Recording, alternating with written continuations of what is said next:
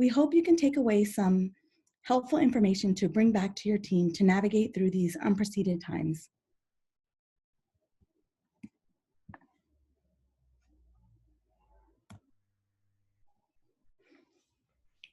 For those of you just joining us, welcome. Before we hand the mic over to our presenters, we have a few housekeeping items to cover. Today's webinar will be recorded and closed captioning will be enabled during each presentation. We'd love to hear from you. If you have questions, one of our speakers, please submit your questions to the Zoom chat.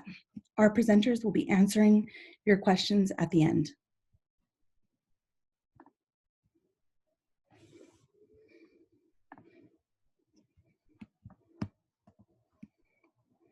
We'd like to kick things off by welcoming our three amazing presenters. First, we'll have Sophie Dawson, Senior Software Engineer at Remind, speak about transitioning from a free growth-oriented product to a reliability-driven revenue-generating company. Next, we'll hear from Robin Lim, Director of Engineering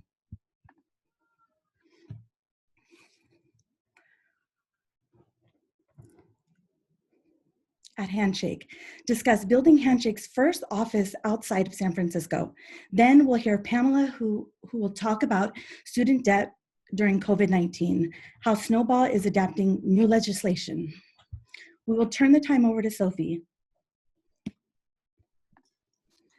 Thanks, Julie. Thank you.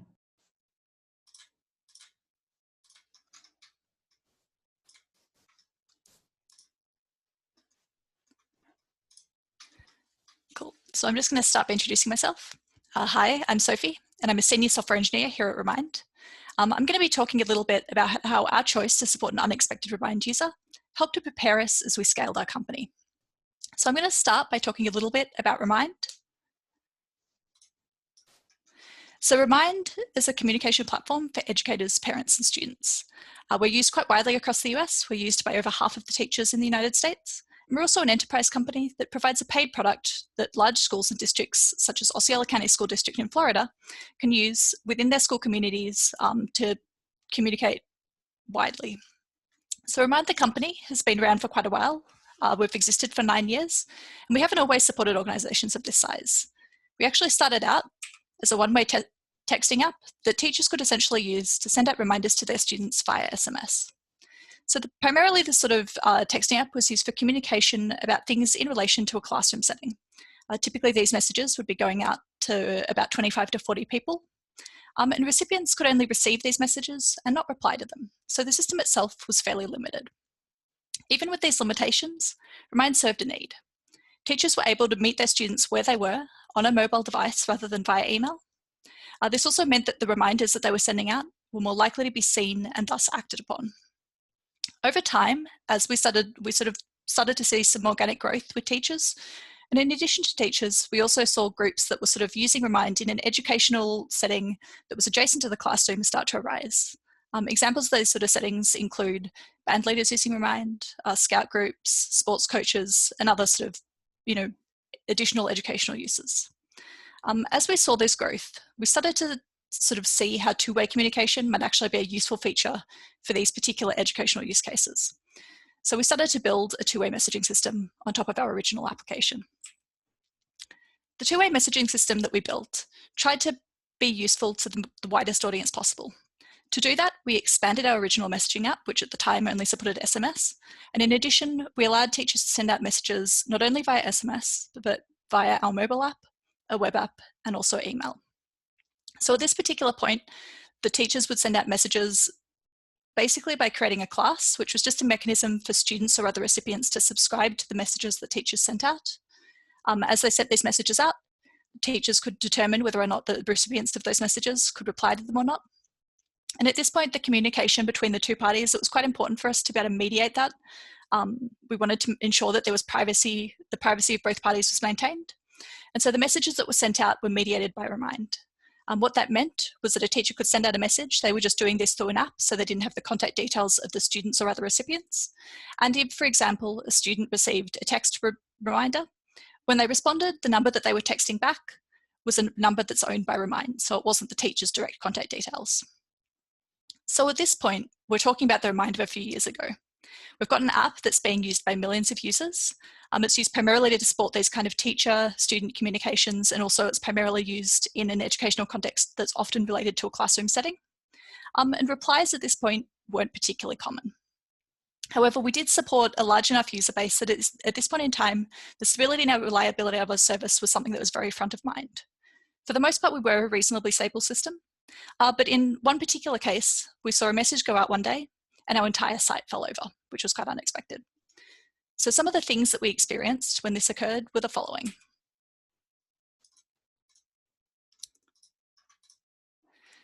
So we have an endpoint that's used when an announcement is sent out to update all the chats, which represent those communications between teacher and recipient.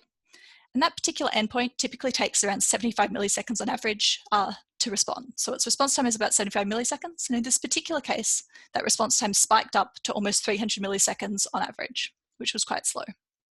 In addition, the sort of usage that we were seeing at the time showed an abnormally high number of replies that were getting sent to the announcements being sent out.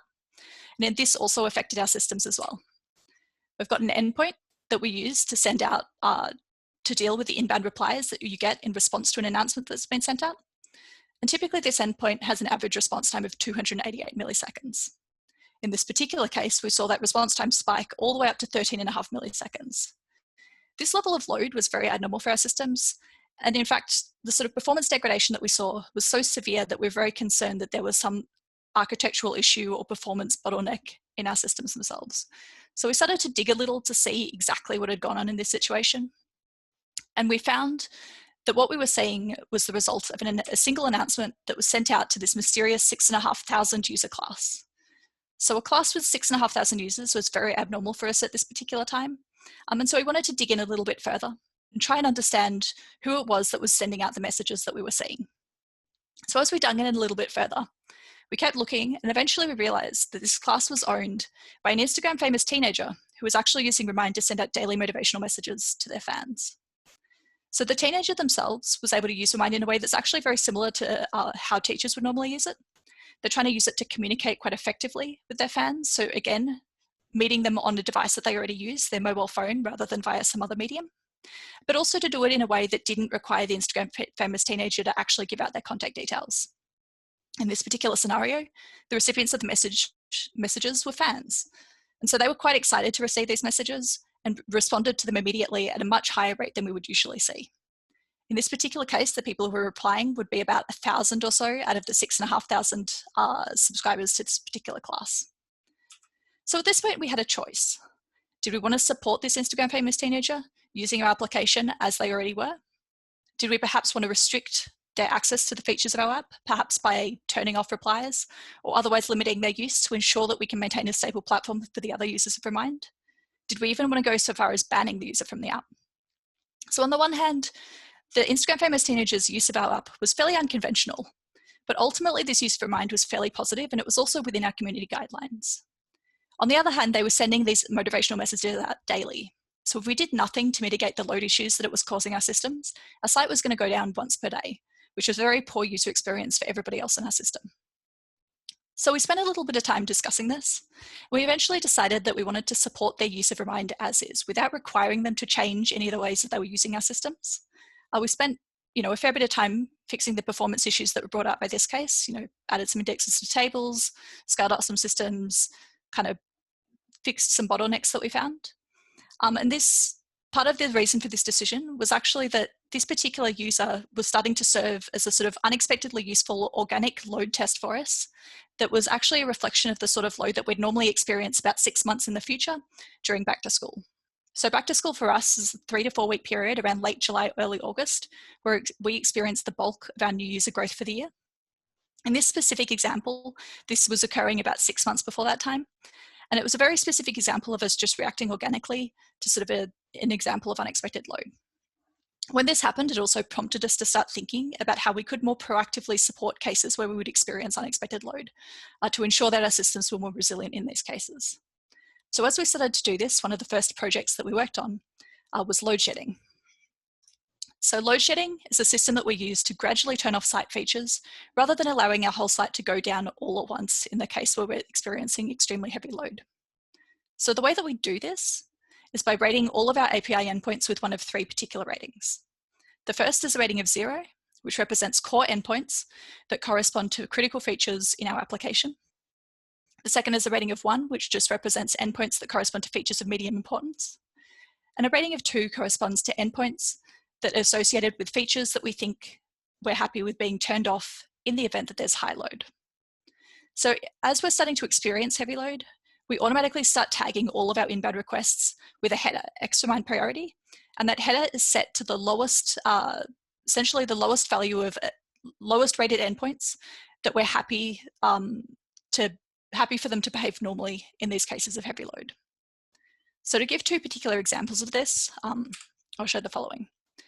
The first is if we imagine that we're experiencing quite heavy load, and so we've started to automatically set all our requests to have their header extra-mine priority 1, which again means features of medium importance. Maybe a client decides to update a chat.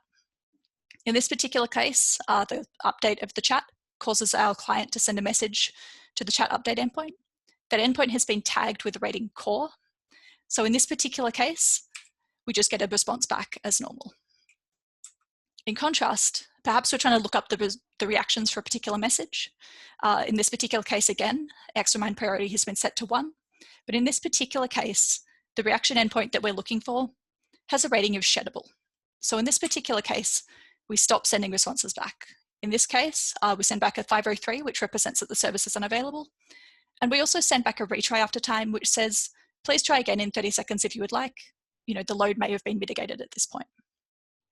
So this is one of the very earliest steps that we took in this particular direction. And in the meantime, we've been able to build a number of other systems that are more sophisticated. So we no longer use shedding internally. So at this point, a few years pass. And over that time, we've been able to get a much better handle on how we deal with unexpected load. During this period, we've also built out and launched a paid offering that allowed schools and district administrators to support their communities.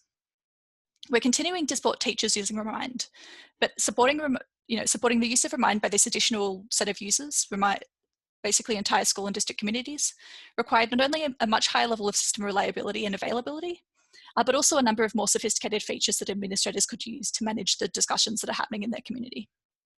So administrators are now our primary paid customer, and they expect a certain level of service availability and resiliency.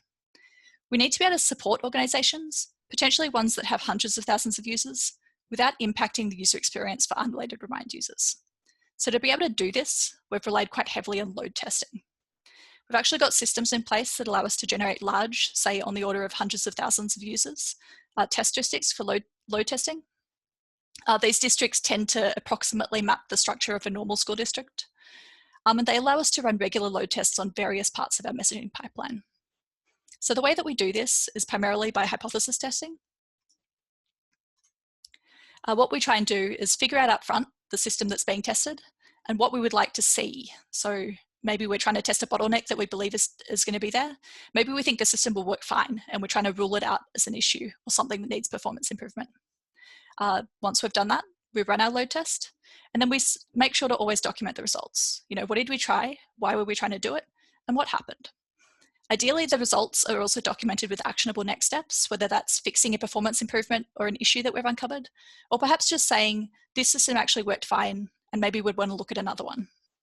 This allows us to build off each other's work and also track overall progress as we improve the performance of our systems. So this sort of load testing has been really helpful for us, and it's allowed us to support customers like Osceola County more reliably. And at this point, they're now able to send out regular district-wide announcements to more than 100,000 people. So what are some takeaways from your own work? One of them is potentially to determine what are the really core features of your application are, primarily so that you can start thinking about how you can ensure that they're available regardless of the load levels on your system. Another takeaway is to consider how you can potentially work to support more high-load app use cases. And by supporting those in turn, it can help you to make the typical app experience for your users significantly better. In addition, users like this Instagram famous teenager, who might not be your target audience, may actually represent new use cases for your app. So in the case that we saw, the sorts of thousands of message recipient case that we originally saw with that Instagram famous teenager was eventually reflected in the usage patterns that we saw at school and districts in Remind when we started to support them. So where is Remind today? Currently, Remind supports 30 million monthly active users, and we send out announcements to hundreds of thousands of users at once. So by taking the time to support an unexpected Remind user, we were prompted to think more deeply about how we can proactively support all Remind users. Thank you. Thanks so much, Sophie. Next up, we'll be hearing from Robin. Robin is the Director of Engineering at Handshake. He was employee 7 at the company and has been managing different teams at Handshake for the past 2.5 years. Handshake has grown to 250 people and has multiple offices outside of San Francisco. Robin is here to talk about how they opened up one of their offices.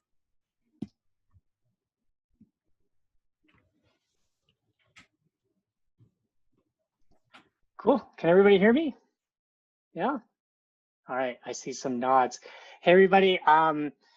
Thanks for joining us today. I'm going to pivot a little bit from Sophie's talk, maybe a talk a little bit less technical, and talking a little bit about culture and how we opened our first office outside of San Francisco, which is Handshake's headquarters. Before I get started, let me just quickly introduce myself. My name's Robin, Director of Engineering at Handshake. I've been at the company for about 3 years. I was employee number 70, not 7, so not that early. I wish I was. Started off as an engineering manager at Handshake's San Francisco office, but I moved to help open up this office. So I'll let you know where I have moved to soon, but I am currently not in SF with my husband and our ridiculously cute dog, Sophie. Excuse me. Let me talk to you a little bit about Handshake. Handshake is really about democratizing opportunity for students. We basically believe that the entire job search process, especially coming out of college, is a very unfair, unequal process. There are a lot of factors that determine what type of early career you start as a student, such as who do you know, what school did you go to, how much money do you have. All these factors are very much out of a student's control, and some students can be severely disadvantaged based on these factors. So really what we're trying to do at Handshake is really very much level the playing field when it comes to searching for a job and starting off your early career. So what exactly are we building? We're basically a web platform. We consider it a 3-sided marketplace that connects students, employers, and university partners. So we have over 6 million students on Handshake today searching for their perfect job or perfect internship off of Handshake. They're talking to employers. These employers are maybe posting opportunities or reaching out to students to say, hey, come apply to my internship, come apply to my job. And really the universities sort of sit in the middle of this relationship. So we work hand in hand with our university career centers, basically to help their students find that best career coming out of college. And so we're signed and partnered with over 1,000 schools today. This is our San Francisco office. This building may or may not look familiar to you if you're in San Francisco. It is 225 Bush Street. We're on the 12th floor. It's right in the heart of the San Francisco Financial District, super close to the Montgomery BART stop. Really nice place. But in September 2018, we were doing planning for our following year. And basically we said, cool, we need to double our engineering team. However, because historically we've been hiring in SF, we knew SF was extremely competitive. There are just so many tech companies. And at the same time, there were just a lot of companies that were maybe not mission driven like us, but were willing to throw a ton of money at candidates. And so what was happening was we were interviewing candidates, and I think we have a decently high bar. And so either these candidates wouldn't pass our interview process, or we would say, cool, we'd love to extend you an offer, and maybe they would have that offer from one of the FANGs, the Facebooks, the Amazons, etc., and saying, cool, can you triple my pay or whatever crazy amount of money they're throwing at these candidates. At the same time, while we were hiring SF, we had a pure remote team. We decided to make our university engineering team a pure remote team, and they actually consisted of very, very strong engineers. And according to our our engagement scores for these engineers, they were actually quite happy and driving a lot of value for our business. So we were thinking, cool, what can we do? It would be nice if we would actually open up our talent pool to just go beyond just San Francisco. In the end, our mantra is talent is evenly distributed, opportunity is not. So why don't we try hiring for more folks? So obviously this was pre-COVID. So we were thinking of expanding ongoing pure remote, but we were thinking, hey, like, let's try to maybe build a new office somewhere. And so our VP of engineering looked into different spots. I don't know if you can recognize all these icons, but some cities included Seattle, Portland, Chicago, Raleigh. But basically, based off of just some the factors such as the general salary range, what technical talent there was, the saturation of the market, is it centrally located? Because basically we work with universities across the United States. We wanted to be in a more central location such that if we ever wanted to build, say, a customer success team, they would be able to maybe, you know, more quickly fly over to the nearest, you know, our nearest university partner, et cetera. So after a bunch of assessment, we basically ended up on the Denver Boulder area. And so great, now that we've landed on a particular location, they basically threw it over to me and they said, cool, like build the team and culture for the new Denver office. We decided, hey, this is primarily going to be an engineering office since that was where we were having most of the problems of hiring against our competitive landscape in San Francisco. But it's kind of like, you know, when you're given a vague statement like this, it's like, where do I start? You know, building a team makes sense, like just straight up hiring. So we have product to ship and we have, you know, deadlines to hit. So that makes sense. I know how to build a team. But what about building a culture? So I was lucky enough to join a company that really roots itself in some core values. And so when I started 2.5 years ago, these were our 6 values and they exist today. And to read them off one by one, students first, so we're very mission focused, move quickly, but don't rush, focus on impact, learn, grow, repeat. In the end, we are an ed tech company after all. Act with empathy and empowered by diversity. And so really, in order to actually build the culture, I was very happy to lean on these 6 values to build out Handshake's second office. So to give you a few examples of how we leaned on these values, for one of our values is move quickly, but don't rush. We picked Denver Boulder as the area to hire, but in the end, we didn't want to just, okay, quickly move, open up the office, call it good. We started remote hiring and we wanted to just test the waters and see if we could hire about 2 to 4 people in the area and just test the waters. Does the mission resonate? How's our compensation compared to other companies in the Denver Boulder area? Are there people passing our interviews? How's the talent pool, et cetera?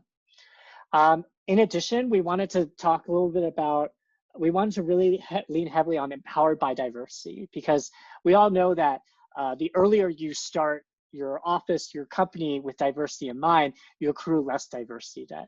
And so even when we were choosing our office, we were thinking, cool, like, where do we want to go? And the top picture is a picture of WeWork.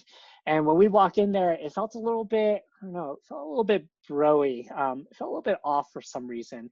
And when we walked in there at a random time, it just felt like it was very male dominated. While in our second location that we visited, it was called Control Collective. And we really felt like that was, it felt our culture a little bit better. There were less tall buildings or people in suits, et cetera. And then we were really happy because once we chose our Control Collective as our co-working space, we heard later that people consider it the WeWork for adults. So we're really happy with our choice. Another example of empowered by diversity is we were looking at our talent pool. And so actually one thing that we weren't sure about was, do we go to Denver or do we go to Boulder? Because no one on the team was super familiar with either area. We knew there were some really awesome companies in both areas. However, when we started actually going about the hiring process and hiring these remote folks, we started noticing that if we wanted a diverse candidate pool, we really actually need to leave. We can't be in Boulder because really it just tended to be a lot of white men, and it would have just been harder to diversify our employees in that space. And we noticed that there was more diversity in Denver. So actually we made a pretty bold decision and said, cool, let's scrap the Boulder idea. Let's start sourcing from Denver. So cool. After we hired 4 people, I was set to move. I wanted to experience the culture firsthand. I actually wanted to get out of the Bay Area anyway. And yeah, so I made the big move of moving from the Bay Area over to Denver. Here's a picture of my dog. Of her seeing snow for the first time. So, and you might see her in the background here. Oh, never mind, she's lying down. So after moving to Denver, aside from aggressively hiring and doubling this team, kind of wanted to present some of the other challenges I ran into when building out the Denver office and really growing out this team from 4 to much larger. So some of the things were about just kind of understanding the local scene or the local trends in the Denver area. Sounds a little bit obvious, but I was super glad to move there so that I could understand the reputations of different neighborhoods, what mass transit lines could we have easy access to such that we would be able to attract talent from maybe the suburbs of Denver. Also, there was in Denver, it really feels like working from home was like a much bigger thing. Obviously, it's a huge thing for us right now, but at the prior to COVID-19, it was a huge thing, and I would actually interview people where they would say, "Oh, well, the office is a 15-minute commute for me. No thanks." And I know all you Bay Area folks are like, 15 minutes? That would be amazing. Lastly, it helped me understand our different company reputations and where we could hire, which companies we could hire from and which companies had stellar reputations in the area, as well as understanding different schools and boot camps and what reputations there were there. In addition, moving into a brand new area, we needed to invest in our engineering brand building. So very quickly, once we started the office, we rushed to be a part of Denver Startup Week, which is basically a large startup convention in Denver.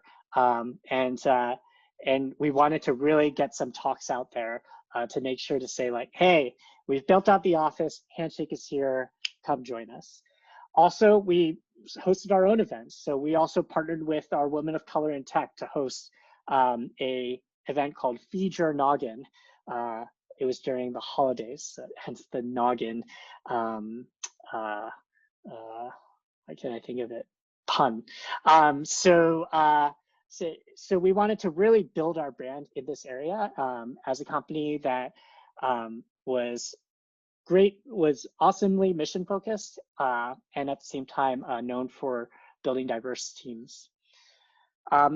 Another challenge that we ran into was actually bridging our San Francisco and our Denver offices. So quickly we learned that we needed to increase our travel budgets and just really encourage people to visit the office just because, just to get to know the teams, build those connections. And we also tried to commit our leaders to visit on a regular cadence as well.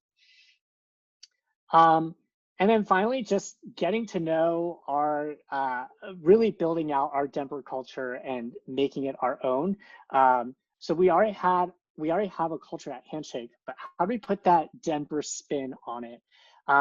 So one of the things that we did in order to really facilitate inclusivity and really making sure that Denver, San Francisco, our remote teams were all bridged together is we actually had a remote first culture in Denver. So everyone was on Zoom. Doesn't matter if everybody was in the same room or if the majority of folks were in San Francisco and then 2 people were in Denver. We always said, no, we're going remote first. We also hired a dedicated office manager. And this really helped remove cultural responsibilities off my plate and the employee's plate, because we're busy building and coding, building product, et cetera. And it really helped having a dedicated resource coordinating events across offices and advocating for the Denver office when we were talking about broad company-wide initiatives.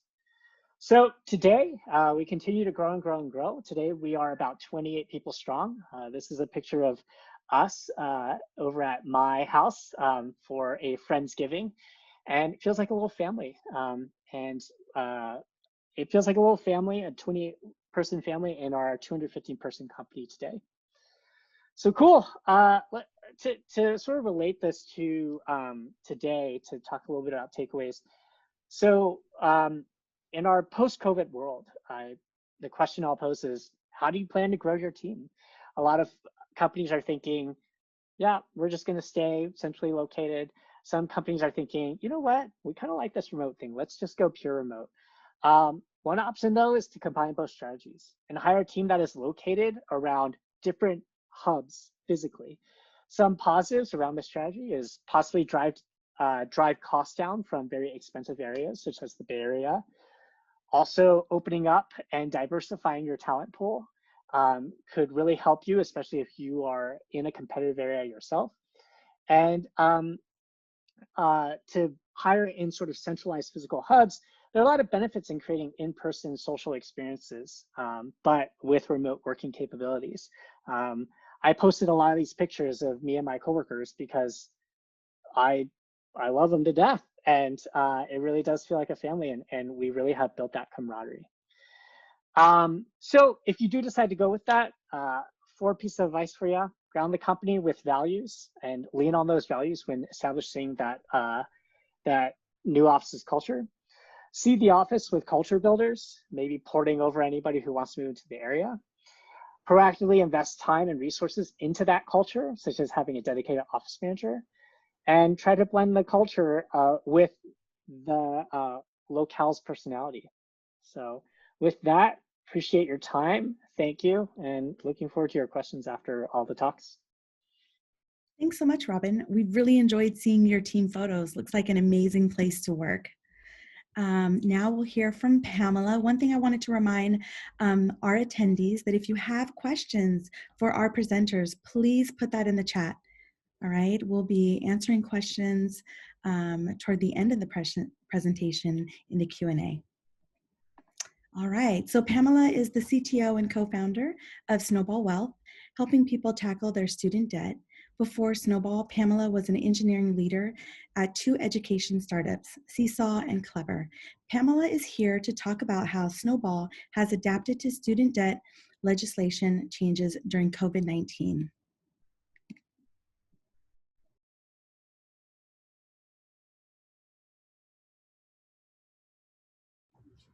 Pam, I think you're muted. Oh, okay, there we go. Can everyone hear me now? Yes. Okay, great, thank you. Well, hi everyone, my name is Pamela Martinez and I'm the CTO and co-founder of Snowball. And today I'm going to be talking a little bit more about COVID-19 and how student debt legislation has changed and how we have adapted to that. But before I jump in, I'm going to give you a little bit of background about Snowball and what we do. So Snowball is an app that helps users tackle their student debt. We give our users personalized guidance on ways to pay off their loans. So what we do is we connect with student debt accounts, run analysis on them, and give our users a personalized plan to pay off their loans and monitor their progress. We provide repayment, refinancing, and federal options.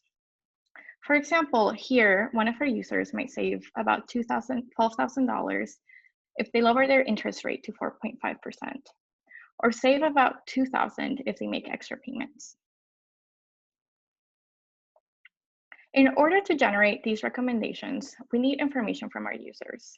such as their loan amount, monthly payment, and interest rate. To do this, we connect with our users' loan servicers with an API and use that information to calculate different scenarios with a few financial models and algorithms. As many of you are aware, a lot has changed over the last few months. On March 27th, the CARES Act was passed, and this included several provisions to provide relief for federal student loan borrowers, which we knew would impact our business. The first step for us was to really understand the CARES Act and the changes related to student debt. I've listed some of them here, and as you can see, there's a lot of fine print. The important thing to note is that between March 13th and September 30th, interest rates would be set to 0% and low payments would be automatically stopped. And then to make things even more complicated, it also turned out that not all loans would qualify. These changes would only apply to student loans backed by the federal government, where the lender is the federal government, like the US Department of Education. So this is something that would include direct loans, but might not include something like FFEL, Perkins, Parent Plus, or private student loans. So these were a lot of changes, and they were all effective immediately, and they caught us by surprise. We did not anticipate a pandemic or regulatory changes to student loans when we started Snowball, but we started seeing the impact right away. So what did this mean for us and for our users? Well, tying things back to the bigger picture, we were in the midst of a pandemic and potential economic recession. So this was impacting our users in slightly different ways. On one end of the spectrum, some people not had job insecurity or had lost their jobs. On the other hand, some people were cutting on costs and were not sure what to do with the extra money. But regardless, there was a lot of financial anxiety, and people were coming to us with the questions: what should I do with my loans? Or what does the CARE Act mean for me and my student loans? On our end, we wanted to help our users, but the CARES Act was now causing problems within the product. As I mentioned earlier, one of the important pieces of data for our recommendation engine is the user's interest rates. But because of the CARES Act, some of our users' loans were coming back with a 0% interest. Since this was only a temporary interest rate, we were no longer getting the user's real interest rate outside of the CARES Act relief period. This was a problem if we wanted to model out savings and recommendations beyond the next few months. The second big problem was that our models assumed a constant interest rate and payment for calculations. Most of the time, interest rates are constant throughout the lifetime of a loan and don't drop to 0. These changes led to our recommendations not showing up properly for a lot of our users. To give you an example, if you have 0% on a loan, it doesn't really matter how much or how quickly you pay it because they won't accrue interest and you'll pay the same no matter what. But since 0% was only temporary and people would go back to their regular rates in October, we weren't really showing our users the best way or the smartest way to pay off their loans. Overall, given the circumstances, we were really excited about the CARES Act because they really provide relief to a lot of our users. But we needed to move quickly and change our platform to address the problems that came up.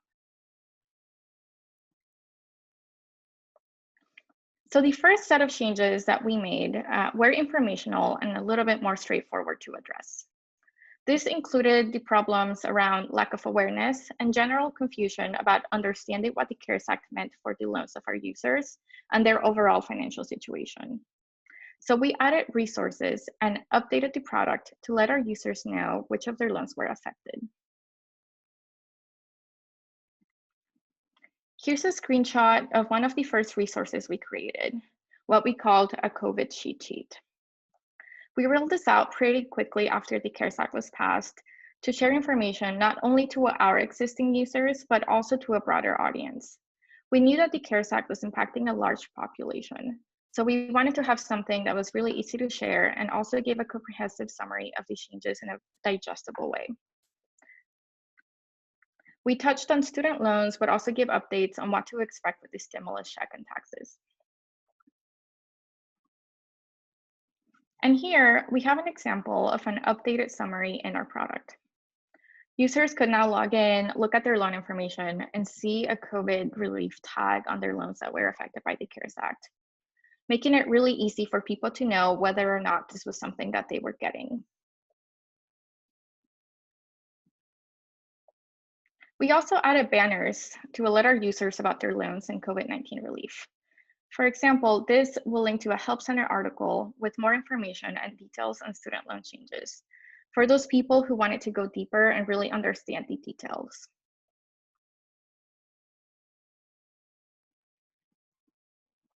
The other set of large changes that we had to make were around our recommendation model.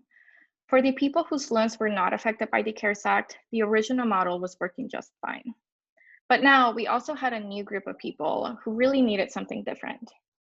So what we ended up doing was create a new model that would specifically address those needs. The first change was around creating a concept of an estimated interest rate. Because we were missing accurate interest rates from loan providers, we had to create a system for estimating a user's interest rate after the relief period. For this, we looked at other data that we had around what the loan was, the origination date, and the loan name to come up with a system that would give us a rate that was as close as possible to the original one. The second change was to support a changing payment structure and interest rate.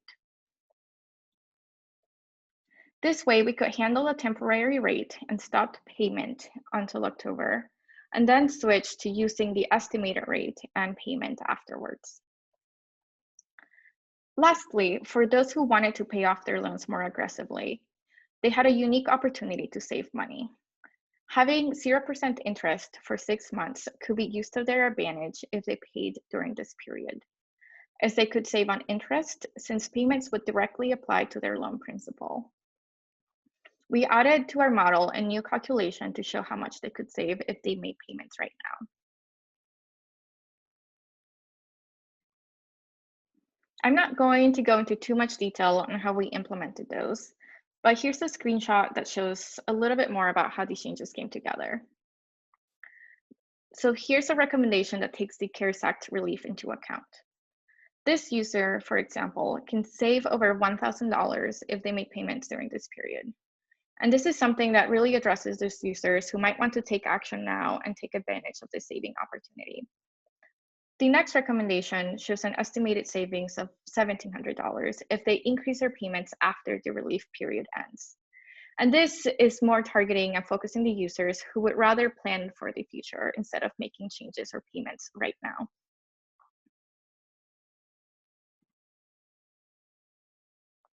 The last big change I want to talk about today was our decision to build an online community. This is a difficult and anxious time for a lot of people. We knew that the questions our users were having were not unique, and that they weren't the only ones trying to figure out how to manage their finances.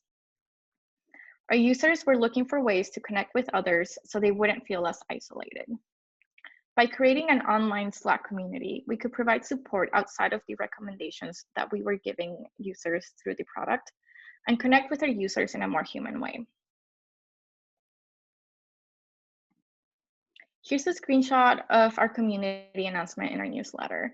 We started piloting it last month, and during one of our intro calls, we shared our money stories and shared asks and offers. That way, we could have an opportunity to share ways we could support each other and also talk about what we each needed.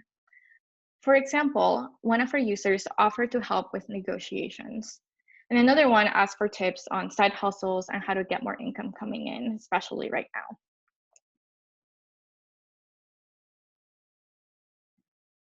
Well, thank you for listening. So these were all changes that we rolled out really recently. So if you have any questions, please drop them in the chat. Also, if you'd like to learn more about Snowball or sign up for a product, you can go to snowballwealth.com. Thank you. I know I'm definitely signing up for that. I'm sure there are other people here that have student loans as well who want to sign up as well. I'm going to go ahead and share my screen real quick.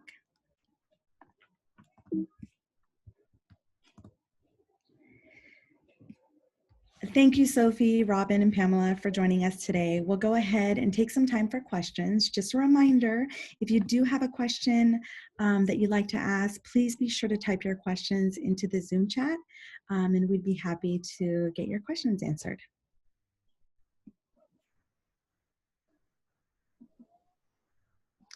Hi, so we do have a question for Robin. What are some unforeseen challenges that arose when building the new office? Unforeseen challenge. Some of the challenges that I presented during the presentation were very much unforeseen when building it. So the one that shocked me the most was a couple candidates that said, "Wow, that's a 15-minute commute. That's too far for me. I need to bow out of the process." It's just such a shocker because the Bay Area, some of us commute, from like the South Bay into San Francisco, which is pretty crazy. And I also, the work from home policy has always been a bit of a hot topic at Handshake as well, to dive a little bit deeper in there. So obviously people in Denver don't like to commute, or some folks at least, I don't want to generalize.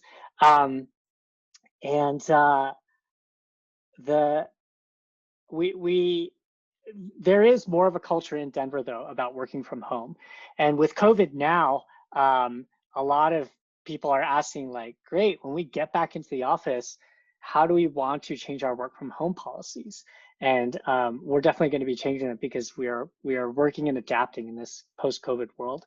So yeah, those are just the two at least that I mentioned in the presentation, but I wanted to elaborate on. Thank you so much, Robin. We do have a question for Sophie. Were there any other times that Remind learned from unexpected users? We've actually had a number of those cases over the years. It's sort of changed a little bit as we've progressed. But we, this was some number of years after we had that particular Instagram famous teenager, as we had started to sort of look at supporting organizations. We had a number of organizations, I don't remember the purpose off the top of my head of the specific organizations, but a number of organizations that weren't schools or districts. Often it's, social communities and things like that, that had started to use Remind in that capacity where they're signing up thousands of people and sending messages out.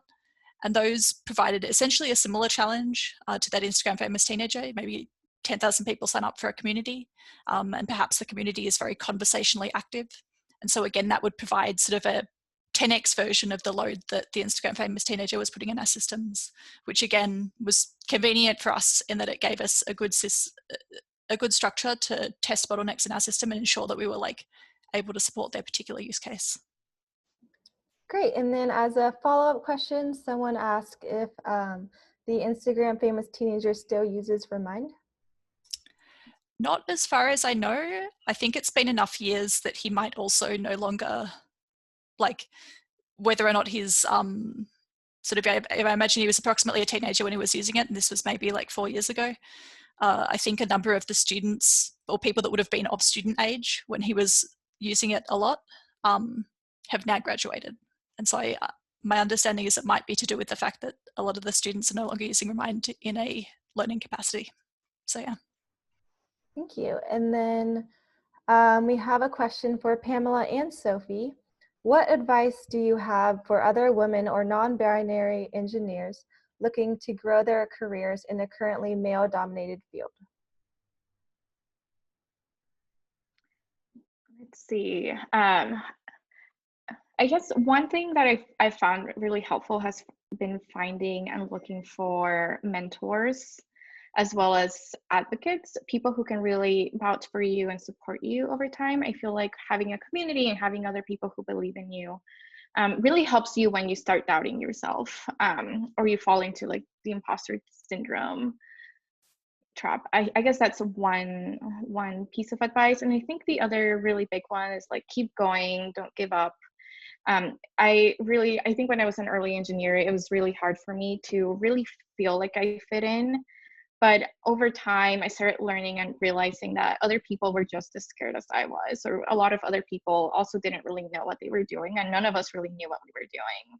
And I think just understanding that and understanding that it wasn't just me really helped me gain confidence and continue progressing in my career.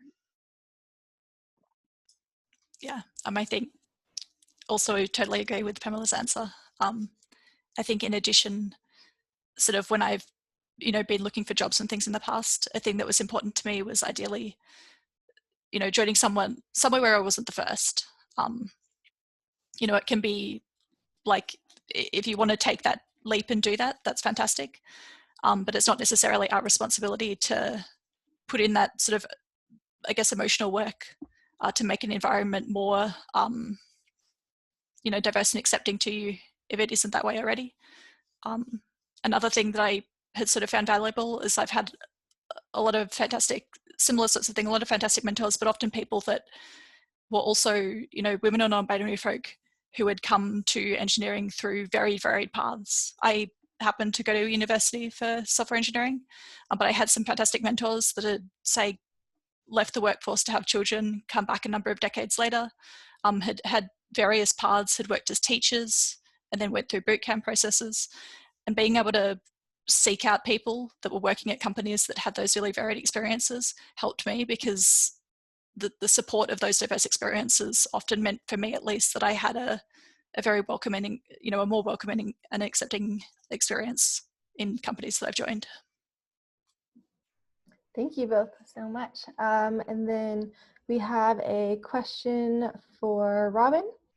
What has been the most useful communication tool that has helped your transition to remote work outside of Zoom? Oh, I was going to say Zoom. Let's see. I'm trying to think of something like super not obvious, but we do use a lot of obvious technologies. But the one thing that we do use at Handshake a ton is just in the management space, just Google Docs is just great for like collaborating together on documentation, and certainly far and beyond better than, I've been in the tech industry for a while, so far and beyond better than what was out there like 5-10 years ago.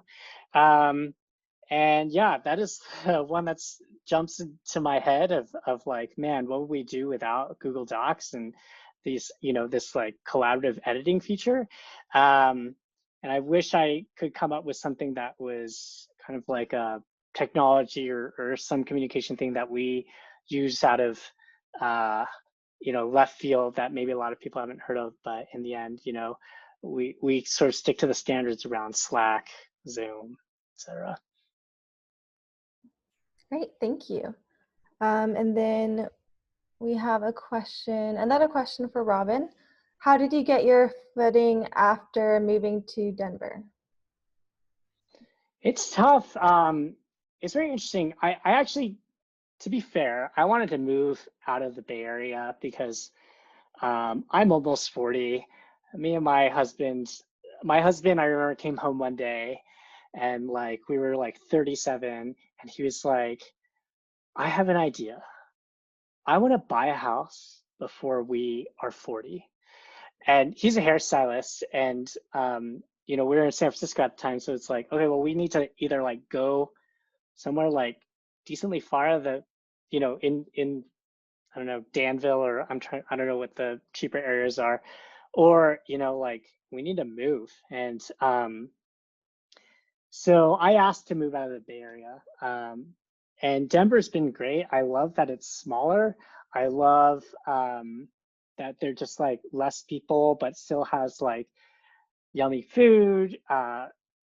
Really, I love the mountains. There's like nature. There's just a ton of nature around us, and to go on hikes, etc. I'd say the one thing that has been hard for me is this is the first time I've lived in an area where is predominantly white.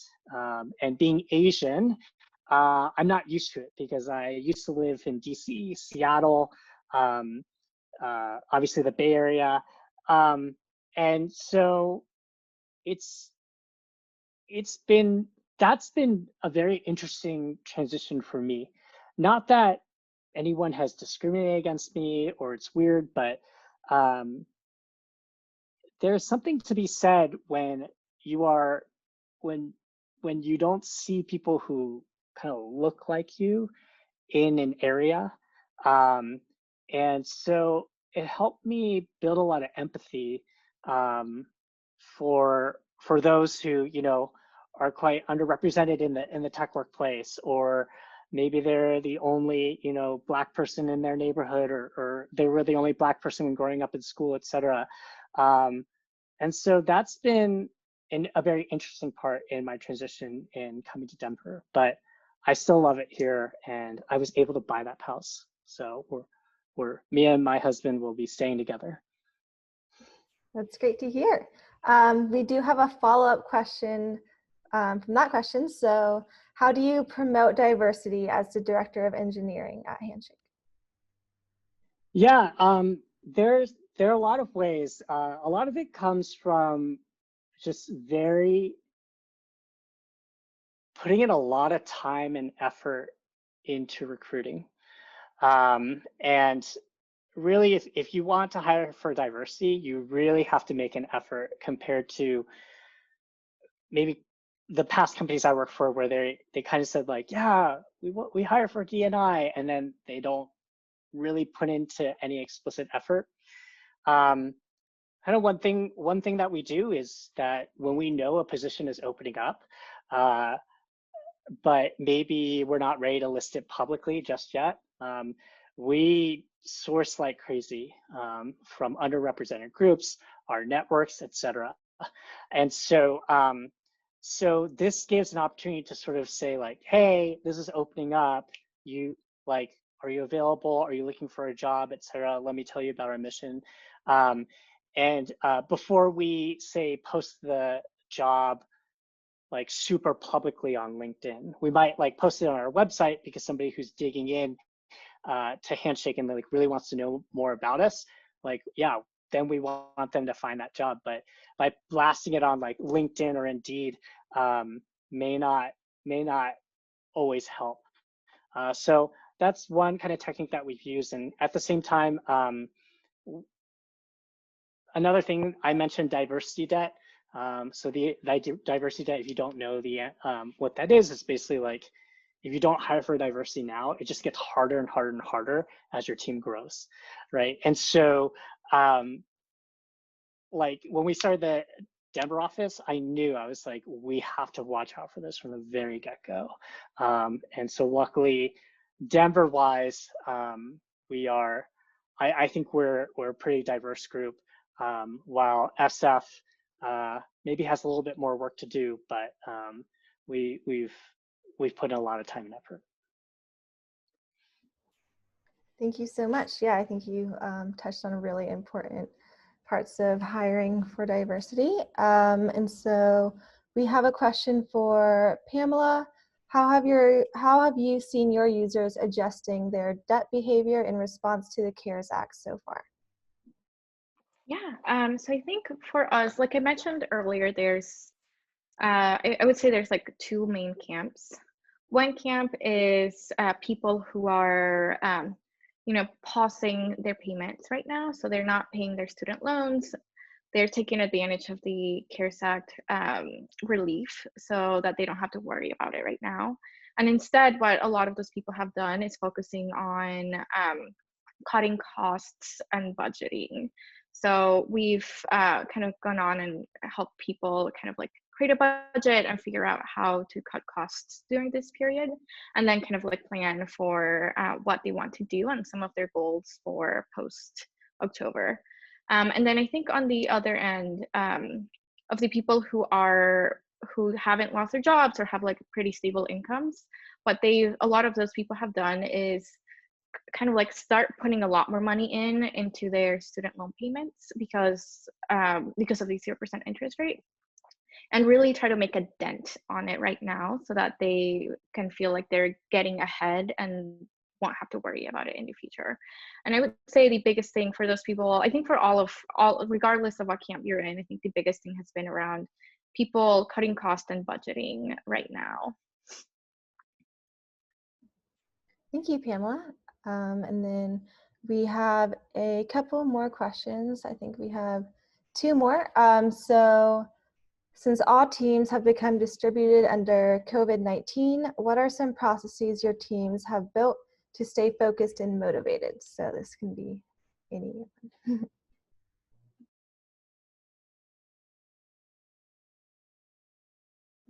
And this can be for, this is for Sophie, Robin, and Pamela.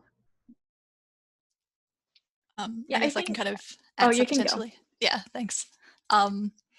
Our company sort of prior to this, our company was about 37% distributed. So we had a decent number of sort of things in place to, you know, ensure that meetings are inclusive for folks that are dialing in, and, you know, that people have equal opportunity to kind of meet people and socialize with people and such. So what that's meant for us often is actually the folks who started out remote have been helping a lot of people get into that mode. We were quite used to, you know, a lot of our sort of debugging and stuff. You know, if you maybe have an engineering problem, you're trying to figure it out, you're talking to each other. We've always been quite quick to just drop into a Zoom and just, you know, just chat, share screen, you compare and figure things out together. But so changes for us have been to try and include more of the kind of social stuff that we'd often get just sort of nebulously in the office, more explicitly into our days. Our office manager spends a whole bunch of time helping, you know, coming up with activities, ensuring that there's, you know, social support for, say, folks who are parents who are now having to manage, you know, looking after their children and also trying to work to some extent during the day. It's also been good because the remote folk are good at, a lot of our remote people have also had quite a strong social group themselves. They had sort of chats that are for the distributed folk to talk about social things as well. And so we've all been included in that, which has kind of helped us all to make that transition as well.